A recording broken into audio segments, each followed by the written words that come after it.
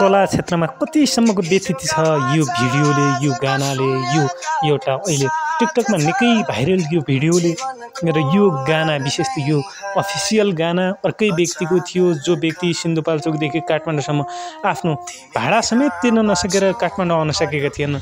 उनको त्यो गरिबीको जुन फाइदा अन्य व्यक्तिहरूले उठाएका छन्, यसप्रति घोर आपत्ति व्यक्त गर्न चाहन्छु। यसरी अर्काको बौद्धिकतामाथिको जुन प्रहार छ यो निन्दनीय छ, यस्तो हुनु हुँदैन। यसरी चाहिँ अर्काको बौद्धिकता चोरी गर्न मिल्दैन। त्यसैले चाहिँ धेरै मानिसहरूले अहिले चाहिँ टिकटक, युट्युबतिर यसको एकदमै धेरै फाइदा लुटिरहेका छन्, जसबाट लाखौँ कमाइसके। यद्यपि उनलाई चाहिँ जो अफिसियल जो सिङ्गर यो गाउनेवाला हुन्, उनले भने यसबाट कुनै पनि प्रकारको फाइदा लिन सकेछन्। इभन उनलाई चाहिँ तपाईको गाना हो भनेर पटक पटक उनलाई चाहिँ शपथ खुवाउनु पर्ने अवस्था आएको छ। उनी यतिसम्म सोझा छन् यो मेरो गाना हो भन्न समेत एकदमै डर मानिरहेका छन्।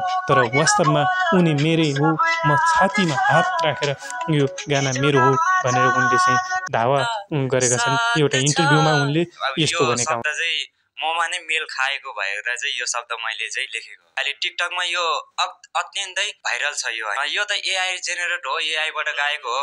यो यतिसम्म सोझा छन् जसले आफ्नो गानालाई मजाले दावाका साथ मेरो हो भन्न सकिएको अवस्था छैन। यही हो गरिबीको एउटा फाइदा। अन्य जो थालु भन्ने अलिकति प्रविधिमा जानेकाहरूले चाहिँ लिएको, उनले छातीमा हात राखेर यो गाना मेरो भनेका छन्। यद्यपि अझै कसैले एआईबाट बनाएको भन्छन्, कसैले केही भन्छन्। उनले एउटा अफिसियल युट्युब च्यानल मार्फत यो आर्यन श्रेष्ठ एन्ड आदित्य श्रेष्ठ मार्फत उनले एउटा यो भिडियो विभिन्न क्षेत्रमा भाइरल भएको मेरै हो भनेर स्पष्टीकरण समेत दिएका छन्। यद्यपि उनले यो भिडियो बनाउन सकेन। उनको जो एउटा यो एआईबाट समेत जेनेरेट गर्न सक्ने थिए, तर त्यो गर्न सकिएन भनेर एउटा दुखेसो व्यक्त गरेका छन्। यसरी अर्काको बौद्धिकतामाथिको धावा कसैलाई छुट छैन। यिनीहरूलाई रिपोर्ट गर्नुपर्छ, अनसब्सक्राइब गरौँ। नेपालकै एकदमै चर्चित गायकहरू समेत यस्तो अवस्थामा देखिएका छन्। नेपालका चर्चित गायकहरू बादल थापा लगायतले यसलाई चाहिँ रिमिक्स भर्जनमा, नयाँ भर्जनमा अपलोड गरेका छन्, जुन एकदमै निन्दनीय छ। यसरी चाहिँ अर्काको बौद्धिकतामाथि चोरी गर्न मिल्दैन, गरिबीको फाइदा उठाउन मिल्दैन। सकिन्छ भने उहाँलाई प्रचार प्रसार गरौँ। उनको official YouTube channel Aryan Shrestha and Aditya श्रेष्ठबाट उनले चाहिँ यसमा कुनै पनि प्रकारको सिन राखिएको छैन। केवल छ त एउटा कालो बादल, त्यो कालो कोठाको अँध्यारो एउटा सिन मात्रै छ। उनले त्यसबाहेक कुनै पनि प्रकारको सिन छैन र त्यस्तो देखिएको छ।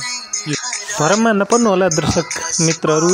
आर्यन श्रेष्ठ र आदित्य श्रेष्ठको जुन युट्युब च्यानलबाट एउटा चाहिँ अन्धकार एउटा सिनमा एउटा एकदमै ज्वलन्त एउटा इतिहास रच्ने जुन यो गाना छ, यसले चाहिँ एउटा कन्ट्रोभर्सी निम्त्याए पनि वास्तवमा यो आदित्य श्रेष्ठ र आर्यन श्रेष्ठबाट